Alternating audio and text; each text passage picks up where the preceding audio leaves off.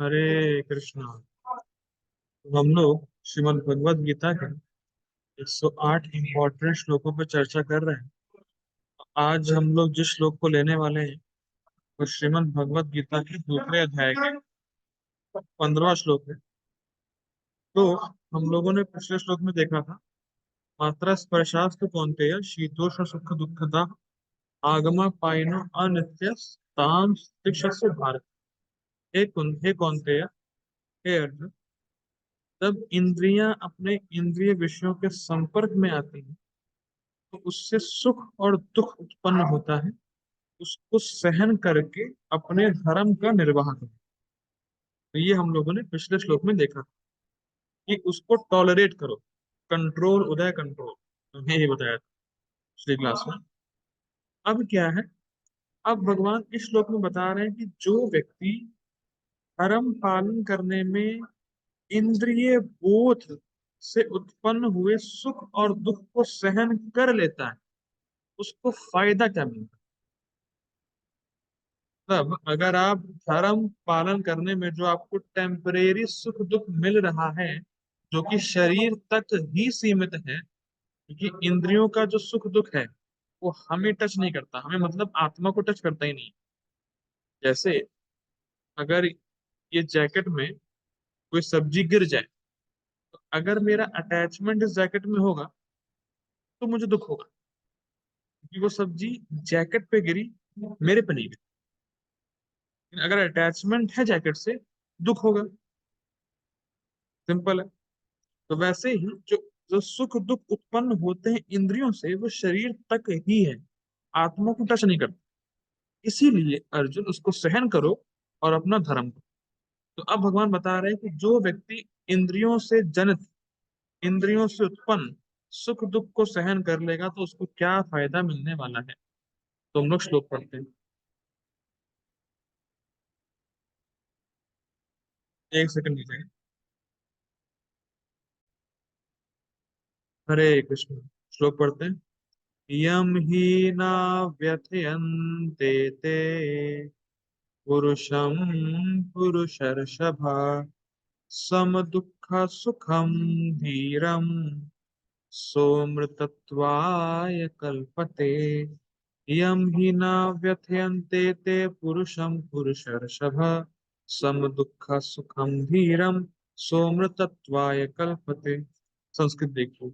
यम ही न व्यथयंत एते, एते मतलब ये जो सुख दुख जो मैंने पिछले श्लोक में बताया अर्जुन, जो इंद्रियों से उत्पन्न होते हैं, एते यम ही न व्यथयंती, जो व्यक्ति इनसे व्यथयंती विचलित नहीं होता है, जो पुरुष इंद्रियों से उत्पन्न होने वाले सुख दुख से विचलित नहीं होता, हे पुरुष ऋषभा, पुरुषों में श्रेष्ठ। अर्जुन को बोल रहे हैं कृष्ण, माफ कीजिएगा, कृष्ण अर्जुन को बोल रहे हैं पुरुष ऋषभा, पुरुषों में श्रेष्ठ। तो यहाँ पे एक और बात इंडिकेट हो रही है कि जब कृष्ण अर्जुन को बोल रहे हैं पुरुषों में श्रेष्ठ, तो कृष्ण ये कहना चाहते हैं कि तुम तो पुरुषों में श्रेष्ठ हो, तो तुम्हें तो विशेष रूप से इंद्रियों से उत्पन्न होने वाले सुख दुख को सहन करना चाहिए। ठीक। तो सम दुख सुखम धीरम, जो पुरुष धीर है वो सुख में और दुख में एक जैसा रहे, और जो इस प्रकार से रहता है, सोम तत्वाय कल्पते, वो व्यक्ति मेरे पास आता है, वो व्यक्ति ही मुक्ति के योग्य है। This is the only qualification by which you get liberated. तो जो व्यक्ति इंद्रियों से उत्पन्न होने वाले सुख दुख को सहन करता है और सुख दुख में सम रहता है, वो मुक्ति का अधिकारी।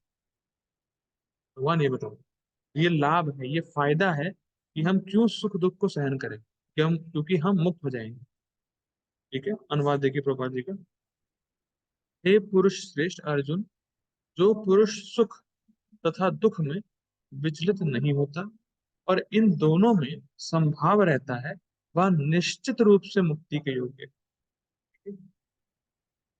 गीता भूषण, ठीक है, ये श्रील बलदेव भूषण लिखी। इस श्लोक में भगवान यह प्रदर्शित करते हैं कि धर्म अर्थात वृत्ति परक कर्तव्यों को पालन करने के उद्देश्य के लिए कठिनाइयों को सहन करने से व्यक्ति सुख की प्राप्ति करता है। क्या मतलब है? भगवान इस श्लोक में बता रहे हैं कि जो धर्म है, अब धर्म को भगवान डिफाइन कर रहे हैं, वृत्ति परक कर्तव्य। वृत्ति परक कर्तव्य क्या होता है? देखिए, वृत्ति मतलब होता है your nature, your natural propensities. जैसे बेसिकली अगर बात किया जाए अ, वैदिक प्रथा के अनुसार, तो ब्राह्मण क्षत्रिय वैश्य शूद्र और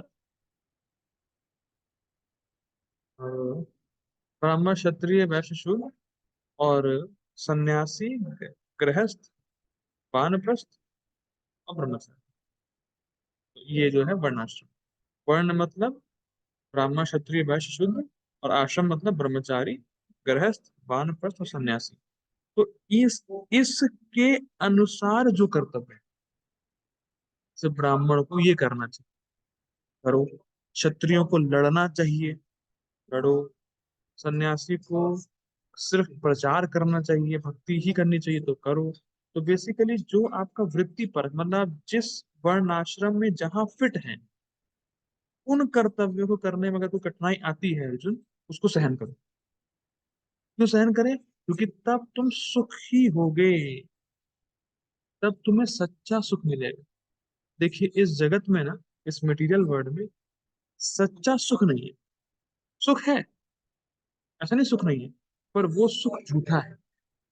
जैसे अगर मैं आपको एक गुलाब जामुन आप खाओगे, वाह मजा आ गया।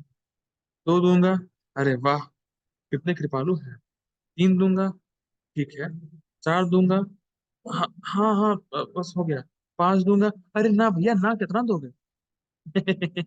तो पहले आप तो बड़ा गुणगान कर रहे थे, अरे वाह कितने महान है कि मुझे गुलाब जामुन दे रहे हैं। और अब पांचवें में आप कह रहे हो कितना खिलाओगे? अरे भाई, आओ ना। लेकिन हम पांचवा गुलाब जामुन नहीं खा सकते, और वो गुलाब जामुन हमें अब दुख देगा। तो इस जगत में कहीं सच्चा सुख है ही नहीं। सच्चा सुख का मतलब होता है ऐसा सुख जो आपको बाद में दुख ना दे। Interesting, quite interesting. जैसे जो चीज आपको अभी सुख दे रही है, कुछ देर बाद, कुछ समय बीतने के बाद वही चीज आपको दुख देगी। तो सुख जो, जिस चीज ने सुख दिया, उस चीज ने दुख भी तो दिया। सच्चा सुख है कहाँ? सच्चा सुख है ही नहीं। भगवान यही बता रहे हैं कि अगर अर्जुन तुम अपने कर्तव्य को करते रहोगे, और ऐसे कर्तव्य जो शास्त्र में लिखे हैं, अपने मन से कुछ नहीं, जो शास्त्र में लिखे हैं, और वर्ण आश्रम में तुम जहां फिट हो। लेकिन बेसिकली हम वर्ण आश्रम में है नहीं, तो हमारे लिए क्या एप्लीकेबल है कि जो हमें दिया गया, 16 माला का जप, चार नियम का पालन, मंगल आरती करना, प्रचार करना, बुक रीडिंग करना, हियरिंग करना, अगर इसमें कोई दिक्कत आती भी है तो सहन करो। हमारे लिए भगवान की भक्ति करने में कोई दिक्कत आती भी है तो सहन करो।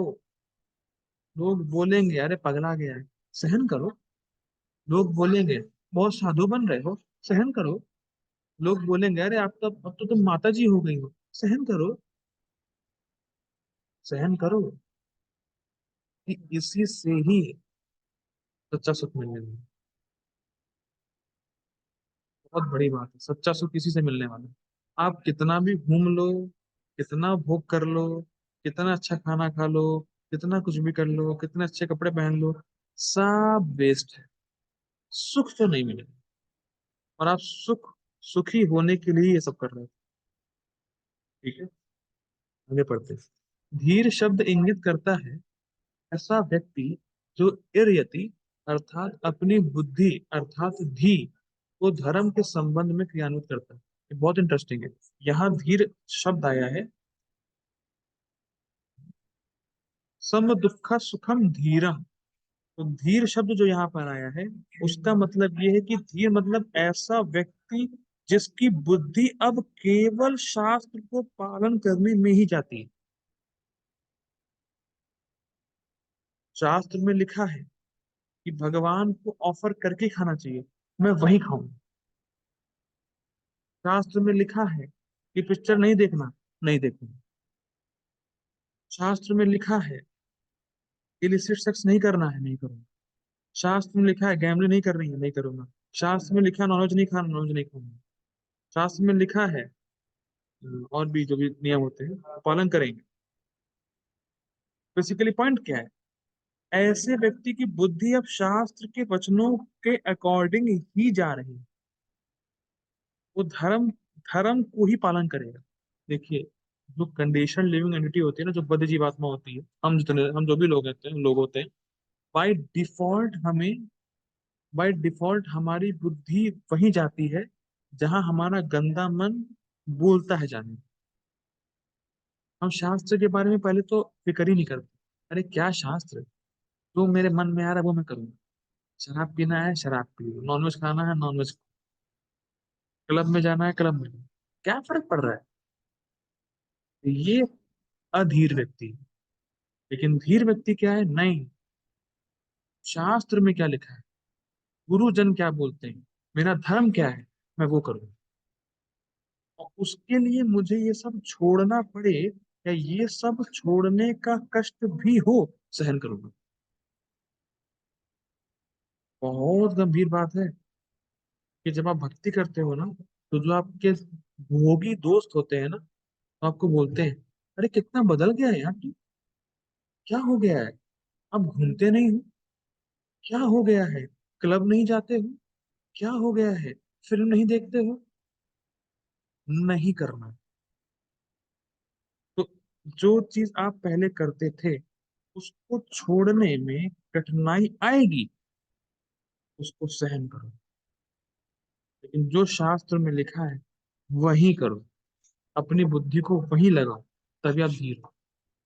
ठीक है, आगे बढ़ते हैं।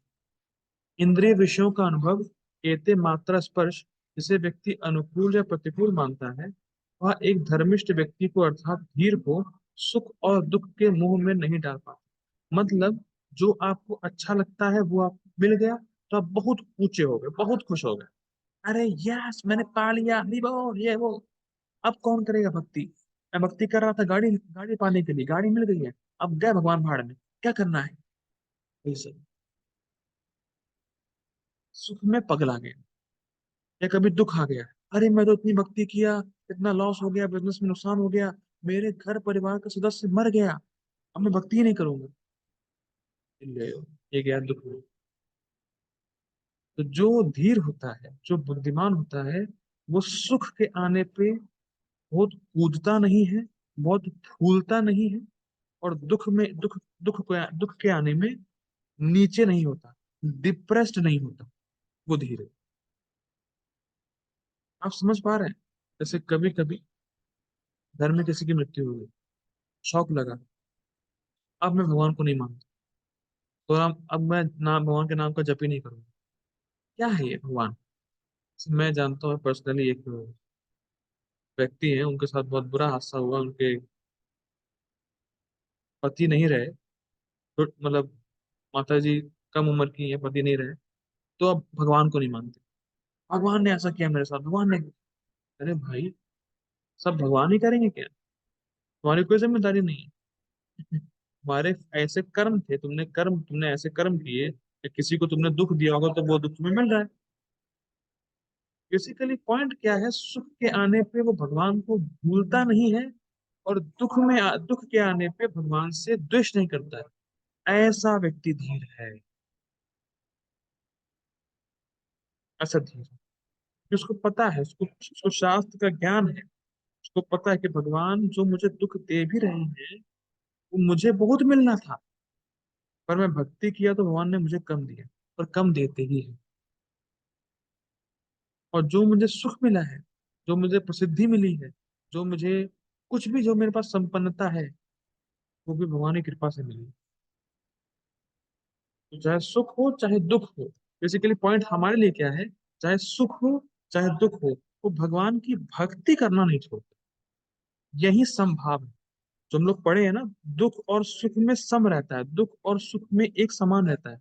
तो दुख और सुख में एक समान रहने का मतलब क्या है, चाहे कितना बड़ा दुख आ जाए, चाहे कितना बड़ा सुख आ जाए, वो भक्ति नहीं छोड़। That's it. और ऐसा ही व्यक्ति मुक्ति के योग्य है। और वह व्यक्ति जो सुख दुख से प्रभावित हो जाते हैं, वह मुक्ति के योग्य नहीं। ठीक है, स्पष्ट है।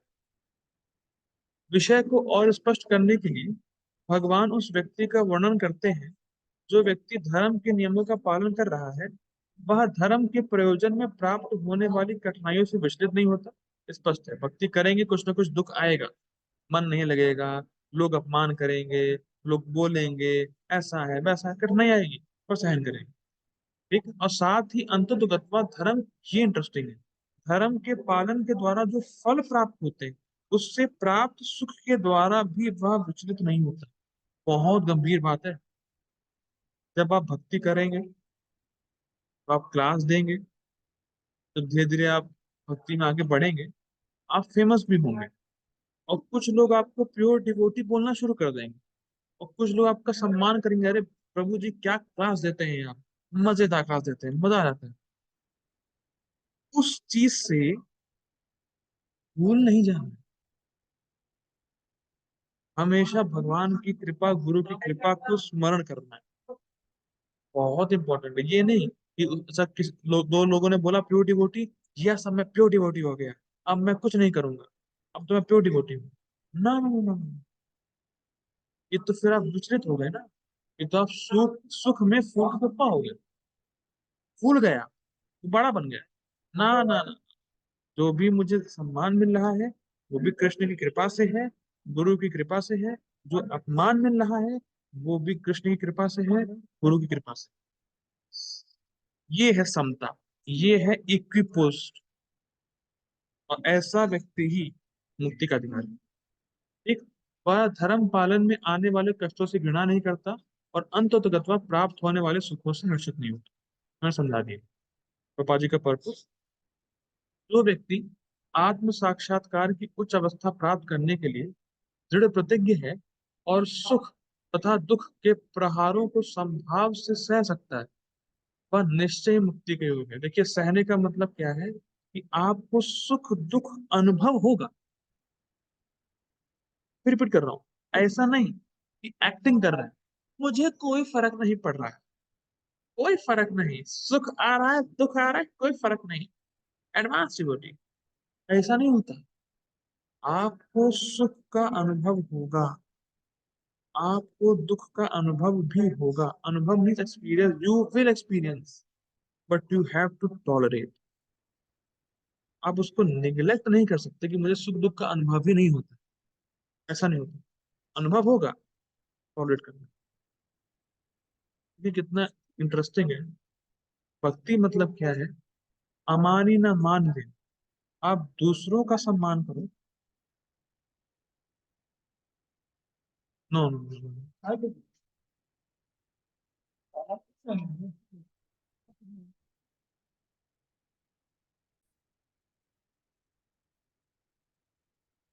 हरे कृष्णा।